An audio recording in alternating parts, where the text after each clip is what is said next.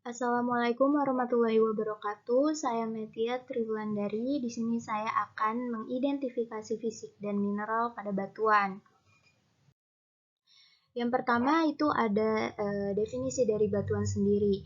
Nah, batuan dalam ilmu geologi adalah bahan penyusun kerak bumi dan merupakan kumpulan dari mineral-mineral yang telah mengkristal.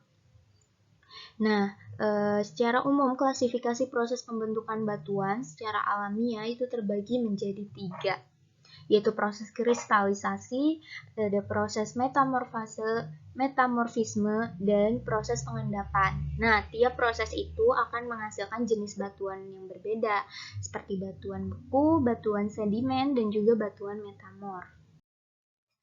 Nah, yang pertama, di sini saya akan menjelaskan tentang apa batuan beku. Nah, batuan beku itu merupakan hasil dari proses kristalisasi. Batuan beku ini terbentuk karena adanya magma yang mengalami pendinginan atau pembekuan. Nah, batuan beku ini biasanya berada di dalam mantel atau kerak bumi. Selanjutnya, ada contoh-contoh dari batuan beku. Yang pertama itu ada batu basalt. Batu basalt ini memiliki ciri warna dengan hitam, abu-abu dan abu-abu gelap. Yang kedua, batu basalt ini bersifat maverick dan keras. Yang ketiga, batu basalt ini memiliki kandungan mineral K-feldspar kurang dari 10%, kuarsa kurang dari 10%, feldspatoid kurang dari 10%. Dan juga batu basalt ini bertekstur avanitik. Yang kedua ada batu granit. Nah, batu granit ini memiliki ciri dengan warna merah, abu-abu putih, dan merah muda. Dengan butiran warna gelap seperti hijau tua, coklat tua, dan hitam. Bisa dilihat seperti pada gambar. Yang kedua juga dia memiliki butiran kasar dengan tekstur paneritik.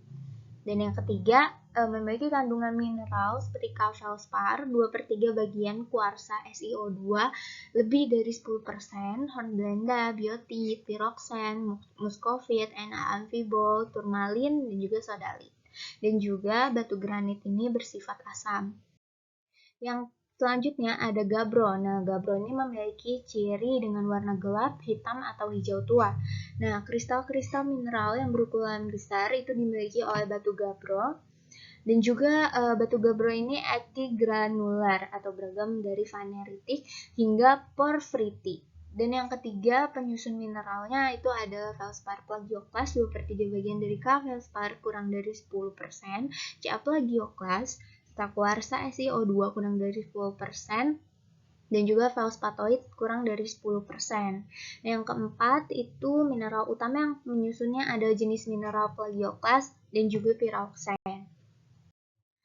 Oke, selanjutnya ada batu andesit. Nah, batu andesit ini berwarna abu-abu terang hingga gelap, bisa dilihat pada gambar. Nah, tekstur avanitik batu andesit ini memiliki tekstur avanitik, tersusun atas mineral dengan butiran kristal halus atau berukuran kecil. Yang ketiga itu mineral utama pada batu andesit itu ada K-feldspar kurang dari 10%, kuars kurang dari 10%, dan ada juga mineral tambahan itu hornblenda, biotit, piroksen, dan Na-amfibol. Dan yang terakhir, andesit ini memiliki pori-pori yang cukup padat dan struktur yang sangat kejam. Nah, batu ini juga banyak dimanfaatkan dalam kehidupan kita, apalagi terutama dalam pembangunan rumah. Yang selanjutnya ada batu diabas. Nah, batu diabas ini berwarna kelabu bercampur putih atau hitam bercampur putih. Tekstur yang dimiliki oleh batu diabas ini bertekstur porfiroavanitik dengan tekstur khusus yaitu subofitik. Nah, selanjutnya komponen mineral yang menyusun batu diabas ini ada klinopiroksen 25%, bitaunit 25%, labradorit 25%, olivine 25%, kuarsa 4%, feldspar atau ortoklas 25%, dan plagioklas 46%. Dan mineral sekunder penyusun batu diabas ini itu ada kalsit 5%, klorit menggantikan piroksen 10%, dan mineral lempung 5%. Selanjutnya ada batu dasit. Nah, batu dasit ini memiliki ciri warna coklat kehijauan, strukturnya masif dan bersifat felsik. Nah, ada pula penyusun mineralnya, bisa kita lihat dari plagioclase feldspar dengan biolit, hornblende, dan pyroxene. Persentase mineral penyusunnya juga ada, seperti pada batu andasit terdapat pada mineral feldspar yang berwarna putih dengan komposisi 35%. Nah, batu dasit ini terbentuk paling akhir sebagai lava yang mengalir di atas andesit pyroxene. Selanjutnya itu ada batuan sedimen. Nah, batuan sedimen ini terbentuk dan dibekukan di atas permukaan bumi dengan suhu dan tekanan udara yang rendah.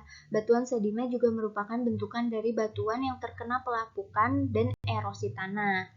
Nah, adapun contoh dari batuan sedimen, itu yang pertama ada batu rinjang. Nah, batu rinjang ini memiliki ciri tersusun atas silikon dioksida atau SiO2 dengan permukaan yang licin atau glassy. Yang kedua, itu memiliki gradien warna berada di antara putih dan hitam atau antara krim dan coklat. Nah, sifat serpihan dari batu rinjang ini yang terbentuk itu konkoidal. Dan sifat kekerasannya pada batu rinjang ini berada pada 7 skala Mohs. Selanjutnya ada batu konglomerat. Nah, batu konglomerat ini bertekstur kasar dan berbentuk besar. Fragmen-fragmennya memiliki bentuk yang membulat, serta ukuran butirannya itu 2–256 mm, dan terdiri atas sejenis atau campuran rijang, kuarsa, granit, dan lain-lain. Selanjutnya ada batuan pasir. Nah, batu pasir ini terbentuk dari sedimentasi dari butiran-butiran pasir yang terbawa oleh aliran sungai, angin, dan ombak yang akhirnya terakumulasi pada suatu tempat. Nah, ukuran butiran batu pasir ini dari 1/16 hingga 2 mm. Nah, adapun komposisi batuannya bervariasi, tersusun terutama dari kuarsa, feldspar, atau pecahan dari batuan, misalnya basalt, riolit, sabak, klorit, dan biji besi. Nah, batuan ini digolongkan menjadi 3 kriteria, yaitu batu pasir kuarsa, arkose, dan greywacke. Selanjutnya ada batu gamping, nummulites, batu sedimen organik yang terbentuk dari akumulasi cangkang, karang, alga, dan pecahan sisa organisme. Batuan gamping ini mengandung setidaknya 50% berat kalsium karbonat dalam bentuk mineral kalsit. Batu gamping dapat mengandung beberapa mineral seperti kuarsa, feldspar, mineral lempung, pirit, siderit, dan mineral-mineral lainnya. Batu gamping juga dapat mengandung nodul besar rijang, nodul pirit, ataupun nodul siderit. Selanjutnya ada batu gamping merah. Nah, batu gamping merah ini menunjukkan hadirnya mineral kalsit, kuarsa, siderit, hematit, dan titanit. Nah, mineral yang dapat menyebabkan warna merah pada batu gamping adalah hematit dan titanit. Dan unsur kimia pengontrol warna merah pada batu gamping merah itu adalah Fe, Mn, dan Sr. Selanjutnya ada batu kalkarenit yang memiliki warna abu-abu kecoklatan. Dengan komposisi mineralnya adalah allohem, interclase micrite, kalsit, sparit, karbonat, dan memiliki tekstur arenit dengan ukuran butir batuan ini 0,062 mm dan mengandung unsur logam alkali. Dan selanjutnya itu ada batuan metamorf. Nah, batuan metamorf ini atau batuan malihan terbentuk karena mengalami perubahan atau transformasi dari batuan lain yang sudah ada sebelumnya. Batuan ini mengalami proses metamorf. Nah, batu kuarsit ini merupakan contoh dari batuan metamorf di mana dia memiliki warna putih abu-abu, bisa dilihat seperti pada gambar. Kuarsit juga dominannya itu mineral kuarsa, memiliki tekstur arenit, mengandung unsur logam alkali. Selanjutnya ada batu seperti nit, itu mineral yang terkandung di dalam batuan ini kaya akan magnesium dan didominasi oleh kelompok mineral sepertin. Dan yang kedua itu batu seperti nit ini yang terbentuk di permukaan merupakan mineral sekunder produk ubahan metamorfik dan berwarna hijau terang atau gelap batuan ini. Nah, batuan beku ini bersifat basah dengan struktur non-foliasi. Selanjutnya ada batuan sekismika yang mengandung lapisan mika, grafit, hornblende. Mineral pada batuan ini juga terpisah menjadi berkas bergelombang. Nah, struktur yang dimiliki itu berupa foliasi yaitu schistosik. Terus juga batuan ini berwarna hitam, hijau, dan ungu dan komposisinya itu mineralnya itu ada mika, grafit, dan juga hornblende.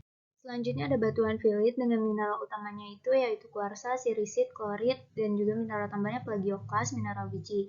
Juga batuan ini berwarna terang, abu-abu, dan struktur foliasinya itu mulai jelas. Dan juga metamorfosa dari batuan ini yaitu regional.